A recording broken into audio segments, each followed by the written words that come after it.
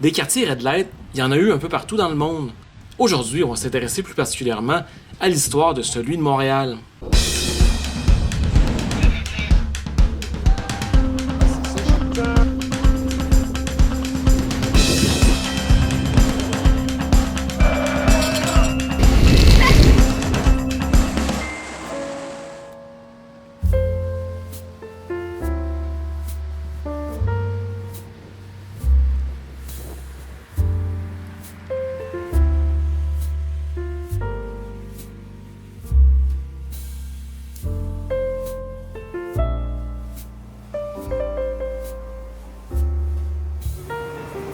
OK, donc on est présentement au coin de la rue Ontario et la rue Saint-Dominique à Montréal, dans ce qu'on pourrait dire ce qui reste du Red Light de Montréal. Bon, le Red Light de Montréal, je pense que tout le monde sait un petit peu c'est quoi. Quand on l'imagine, on pense les cabarets, la prostitution, le crime, les maisons de jeu. Effectivement, c'est bel et bien ça. Ça s'est passé ici, dans le secteur. Évidemment, c'était pas aussi confiné que ce qu'on pourrait penser aujourd'hui. Avant, on pourrait dire que c'est un territoire plus large qui, dès qu'on sortait du Vieux-Montréal, on rentrait un peu dans ce qu'on voudrait le Red Light, jusqu'à peu près la rue Sherbrooke, puis on va dire de la rue Bleury, environ jusqu'à la rue Saint-Denis.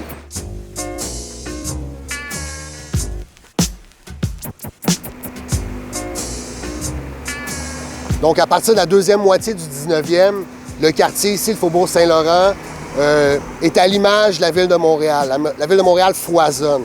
C'est la capitale du Canada. C'est le deuxième port en importance sur la côte Est. C'est vraiment un quartier où il se passe plein de choses. En plus, le quartier chinois s'installe juste à côté. Ça crée une espèce de microcosme qui fait que tous les ingrédients sont réunis pour que le Red Light de Montréal puisse prendre jour.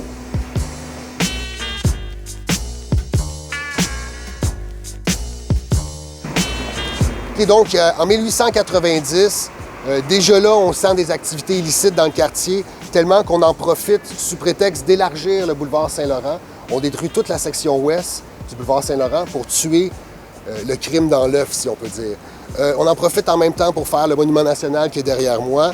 Parce qu'à ce moment-là, on pourrait dire aux alentours de 1900, c'est un peu le début du Red Light. Ce n'est pas comme on le connaît, c'est pas le début de son âge d'or, mais tout est là.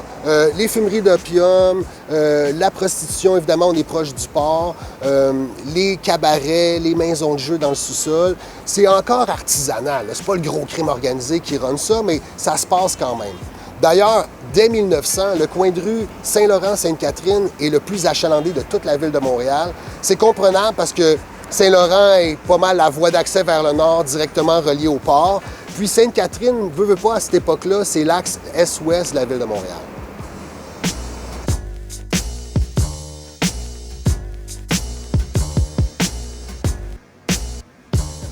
Ce qui va faire qu'on va basculer dans l'âge d'or du Red Light de Montréal, c'est vraiment la prohibition des années 20. Donc, pour ceux qui ne le savent pas, dans les années 20, les États-Unis ont fait la prohibition de l'alcool, ce qui a fait en sorte que beaucoup d'Américains se sont tournés vers Montréal, une ville qu'ils ne connaissaient probablement pas avant, pour se rendre compte qu'à quelques heures de leur grande ville américaine, il y avait accès à de l'alcool, du divertissement, du jeu, de la drogue, de la prostitution, à profusion.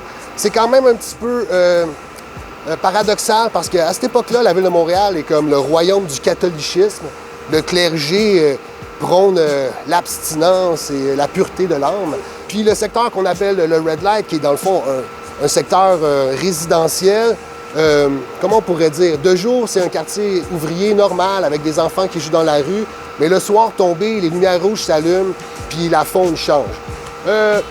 Les lumières rouges, Red Light, on le sait ou on le sait pas. En fait, la légende urbaine veut que la lumière rouge, c'était pour cacher les maladies vénériennes, les rougeurs sur le bord des bouches.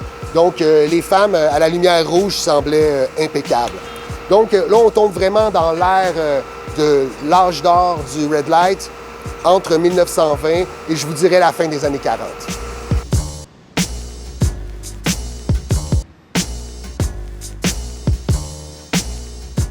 Un endroit où il y avait une grande concentration de maisons closes, qu'on appelle aussi des maisons de chambre, c'était la rue Sanguinette. Au coin de Sanguinet et Ontario, il y avait probablement le bordel le plus connu de tout le Red Light. Il était situé au 312 Ontario Est. J'imagine que les femmes qui étaient là étaient particulièrement belles, parce que la maison de chambre était tellement reconnue qu'on avait juste à dire 312 au chauffeur de taxi, il nous amenait sans faute au 312 Ontario-Est. De nos jours, il y a une salle de spectacle qui s'appelle justement Le Bordel, en hommage à la maison de chambre qu'il y avait là dans les années 40-50. Donc, à partir des années 30, le Red Light change. C'est plus un petit coin sympathique avec des débits de boissons artisanales, là. La pègre américaine fait son entrée à cause de la prohibition. Donc, on a des gangsters de Chicago, la mafia italienne de New York qui s'insèrent là-dedans.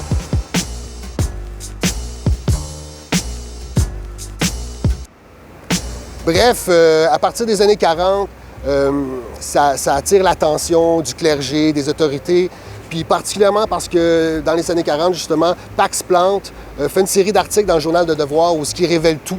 Il révèle tout sur le quartier, donc les fumeries d'opium, les maisons de jeu, la prostitution, la drogue, le bookmaking. Même à l'époque, les premières activités homosexuelles se passaient dans le quartier parce que c'était un peu le quartier où tout était permis, c'était le Red Light.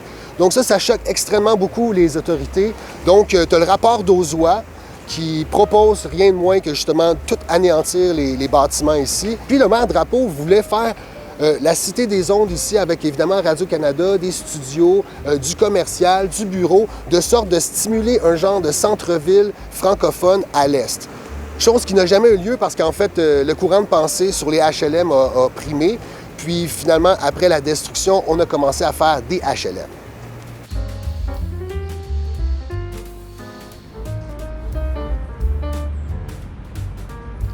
Le projet domiciliaire qui a été construit là s'appelle les habitations Jeanne Mance. C'est un immense complexe d'une vingtaine d'édifices qui va de la rue Saint-Dominique jusqu'à la rue Sanguinet. Le complexe a été construit entre 1957 et 1958 et les premières familles à venir habiter là arrivèrent en 1959.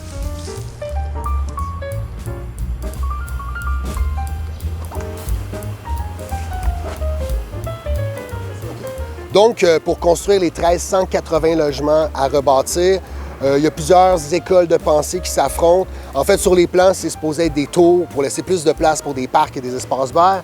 Mais le clergé, lui, aime pas ça. Il trouve que ça crée de la promiscuité. En fait, le clergé pousse beaucoup pour qu'on fasse plusieurs unités comme derrière moi, qu'on pourrait dire un genre de slab, où la plupart des logements ont leur propre porte qui mène dehors. Comme ça évite trop de promiscuité dans les halls d'entrée.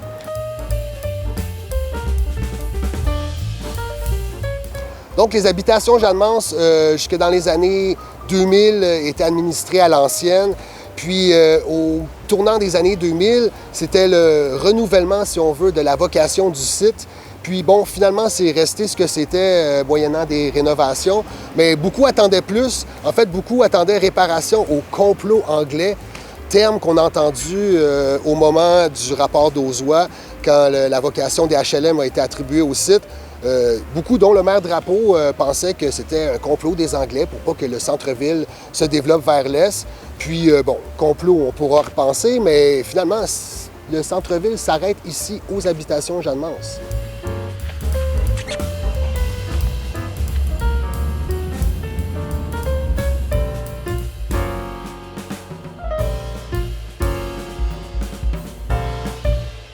C'est ça, à partir des années 60, ça descend, il n'y a plus grand-chose. Il reste encore des cabarets, des bars, mais la télévision est arrivée au rendez-vous. Les Montréalais n'ont plus besoin de sortir dans les cabarets et les bars pour se divertir. Ils ouvrent le petit piton magique. Ça reste quand même le Red Light, donc il y a de la prostitution. En fait, jusqu'au tournant des années 2000, il y avait tout plein de prostituées au coin de Saint-Laurent-Sainte-Catherine. Ça fait pas longtemps qu'on n'en voit plus. Les bars de danseuses sont restés dans le quartier. Les cinémas, ils n'ont pas nécessairement disparu. Certains sont devenus des théâtres. C'est devenu le quartier des spectacles. Donc, une certaine partie du vocation de divertissement est restée. Tout le côté illicite, donc la drogue. Je ne vous dirais pas qu'il ne se vend plus de drogue sur le coin de la rue ici, mais c'est plus comme avant. C'est plus comme le coin de rue où il faut être. Même chose pour la prostitution, même chose pour tout ce qui est illicite. Il reste quelques sex shops pour nous rappeler que ça a déjà existé. La portion ici, là, entre Saint-Denis et Saint-Laurent, elle a tout le temps fait dur, malgré que dans les dernières années, gros efforts. On a fait le 2,22 derrière moi. On attendait beaucoup du 2,22. Finalement, ça n'a pas changé grand-chose. Complexe Faubourg Saint-Laurent, qu'on vient tout juste d'inaugurer juste avant la COVID avec le Central, On fondait beaucoup d'efforts là-dessus. On n'a pas encore vu les couleurs. Malgré tout, ça reste la portion mal aimée. C'est sûr que ça va finir par changer, mais c'est ce qui fait qu'encore aujourd'hui, on voit que ça a déjà été le Red Light de Montréal. Donc, le Red Light de nos jours est devenu le quartier des spectacles. D'ailleurs, le logo du quartier des spectacles, ça serait pas justement une Red Light, une lumière rouge? Non seulement ça, toute la signature visuelle du quartier des spectacles, ce sont des lumières rouges. On en retrouve sur à peu près toutes les salles de spectacle qu'il y a dans le quartier.